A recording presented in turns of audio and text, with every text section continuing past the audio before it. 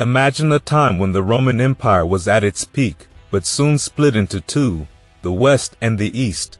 While the Western Roman Empire crumbled, the eastern part lived on for over 1,000 years and became known as the Byzantine Empire. It was more than just a continuation of ancient Rome. It evolved into something unique and long-lasting. The Byzantine Empire began around 330 AD and lasted until 1453. Also called the Eastern Roman Empire, it was centered in Constantinople, a city founded by Emperor Constantine I. This empire stretched across parts of Italy, Greece, the Balkans, and even North Africa at different points in time. While they called themselves Romans, the Byzantines were a Christian empire, with Greek as their main language. Over time, they developed their own political systems, religious traditions, and architectural styles, shaped by both Roman and Greek influences but also something distinctly new. The term Byzantine wasn't used by the people at the time. In fact, historians in the 16th century came up with that name because Constantinople was originally called Byzantium. There's still some debate on when exactly the Byzantine Empire began. Some argue it started in 330 when Constantinople was founded.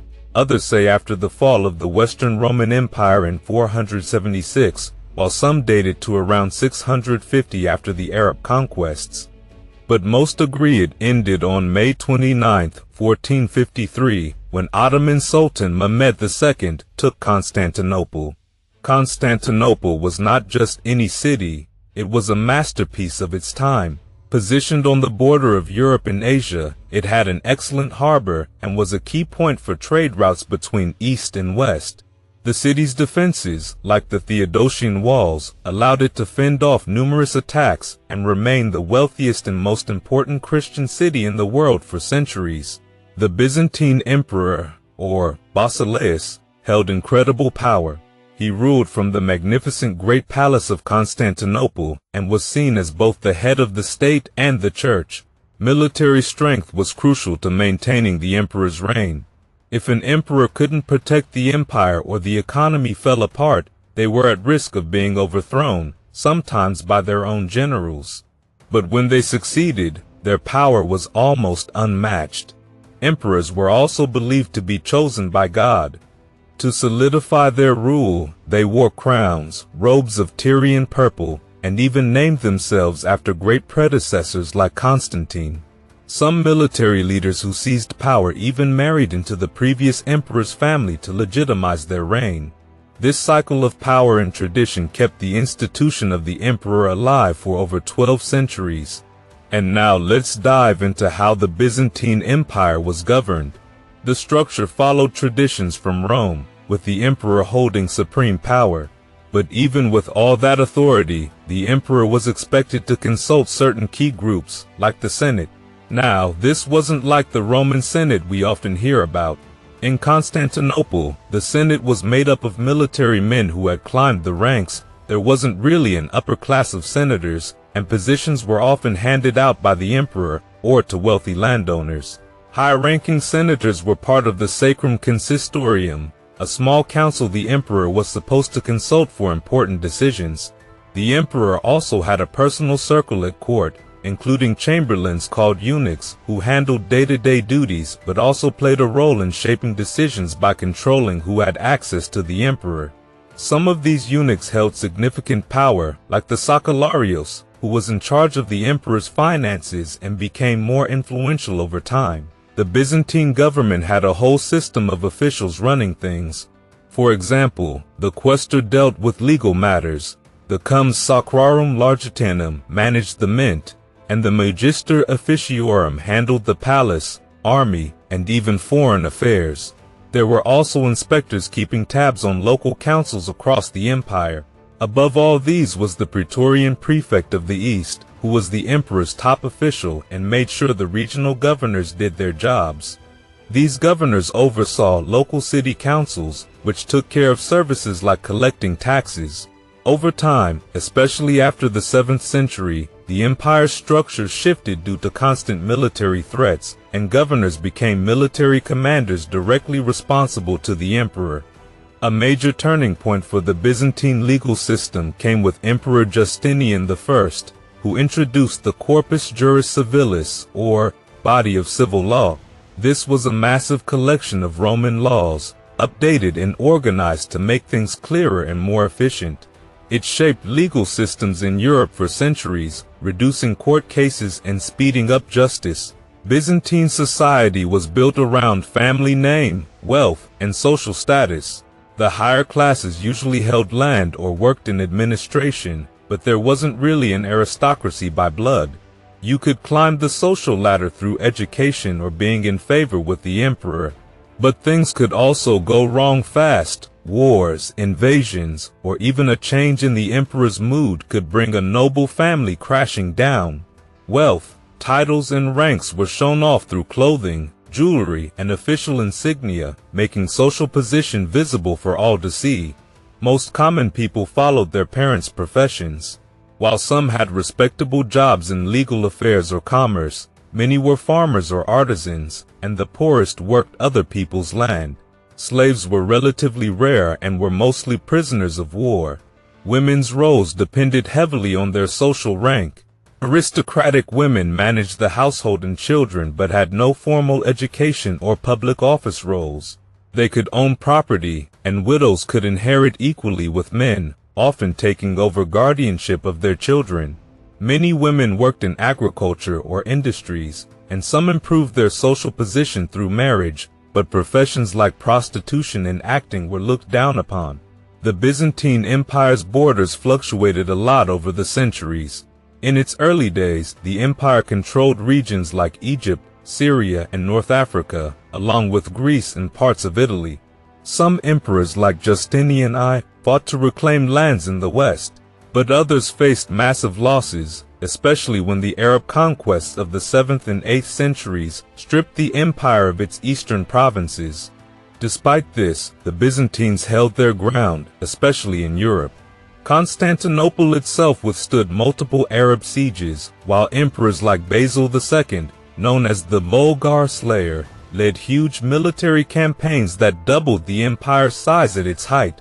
But after a crushing defeat by the Seljuks in 1071 at the Battle of Manzikert, the empire began to crumble. A short-lived recovery came under Alexios I Komnenos, but the damage was done. By the time the Fourth Crusade sacked Constantinople in 1204, the empire was a shadow of its former self.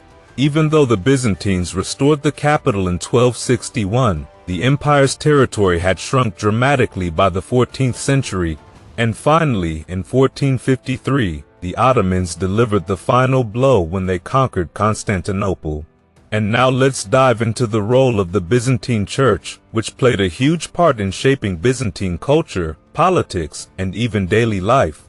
While paganism stuck around for a few centuries after Byzantium was founded, it was Christianity that really defined the empire. This wasn't just a religion for them. It was the glue that held the whole society together, influencing everything from foreign policy to architecture. At the top of the Byzantine Church was the Patriarch of Constantinople. The emperor had the power to appoint or remove the Patriarch, making the relationship between church and state really close-knit. Local bishops, too, were important players. They oversaw larger towns in the surrounding areas, representing both the church and the emperor, and they held a lot of wealth and influence in their communities. Christianity wasn't just a faith, it was a way of uniting the empire's diverse population, which included Greeks, Armenians, Slavs, and others. Even non-Christians, like Jews and Muslims, were allowed to practice their faith without too much interference. Now, the relationship between the Byzantine Church and the Western Church was always a bit rocky. The Byzantines often got a bad rap in Western medieval histories, painted as decadent or even heretical. The big question was, who's in charge, the Pope in Rome or the Patriarch in Constantinople? They also argued over a lot of other things, like whether Jesus had both a human and divine nature or just a divine one, whether priests should remain celibate, and even what kind of bread to use in religious ceremonies. All these issues, plus political tension, eventually led to the Great Schism of 1054, where the churches officially split. Internally, the Byzantine Church had its own drama. One of the biggest controversies was the iconoclasm, or destruction of images, which flared up in two main periods, from 726 to 787, and again from 814 to 843. This was a major debate over whether religious images, like icons of Jesus or saints, were actually idols. Some people thought it was blasphemy to represent God in any physical form, while others, including many popes and ordinary Byzantines, defended icons. They believed that these images helped the faithful, especially the illiterate, connect with the divine. The iconoclasts, those against the use of icons, smashed countless pieces of art during this period, and even persecuted people who venerated them. The conflict was finally settled in 843 when icons were restored, an event celebrated as the triumph of orthodoxy. Monasticism was another key feature of Byzantine religious life. Men and women often retreated to monasteries, dedicating their lives to prayer, helping the poor, and simple living. These monasteries became centers of learning and culture. Many monks were scholars, like Saint Cyril, who even invented the glagolitic alphabet, an early version of the Cyrillic script. Women also played important roles. Take Anna Komnene, for example. She used her time in a monastery to write the Alexiad, a detailed account of her father's reign. Monasteries produced not only spiritual guidance, but also wine and religious art, including icons. One of the most famous sites was Mount Athos, where monks set up from the 9th century and built a lasting legacy that still exists today. Now, let's talk about Byzantine art. Unlike the more realistic, natural style of the ancient Greeks and Romans, Byzantine artists went in a different direction. They embraced a more abstract and symbolic approach, especially in religious art. The goal was less about capturing real life and more about conveying spiritual truths. You'll notice this in their mosaics, paintings, and especially icons, those small wooden panels with images of holy figures. These icons were meant to help viewers connect with the divine, and the figures are often depicted full frontal with halos to emphasize their holiness. Mosaics, which you can still see in places like Hagia Sophia or San Vitale in Ravenna, were filled with religious imagery but also included emperors, empresses, and scenes from everyday life. Sculpture wasn't as popular as it had been in earlier times, but they did produce a lot of carved marble sarcophagi, and Byzantine artisans excelled in metalwork. Intricate designs on things like cups, plates, and jewelry were common, especially when combined with enamel and semi-precious stones. They also created stunning book covers and reliquaries, special boxes used to hold holy relics. When it comes to Byzantine architecture, they took inspiration from classical traditions but gave it a fresh twist. They reused materials from older buildings and were more concerned with function than form. Inside buildings, they emphasized decoration with plaster, mosaics, and marble, rather than making the exterior flashy. Of course, they continued to build Roman-style structures like aqueducts, amphitheaters, and baths, but their big innovation was in church architecture. The use of the dome became their hallmark. The most famous example, of course, is the Hagia Sophia in Constantinople. This massive church, built between 532 and 537, has a dome that rises 55 meters above the floor, which was a major architectural achievement at the time. It was the largest church in the world for almost 1,000 years and remains an iconic symbol of Byzantine architecture with its glittering mosaics and towering structure. Byzantine churches often followed a cross and square plan with a central dome supported by 4 arches.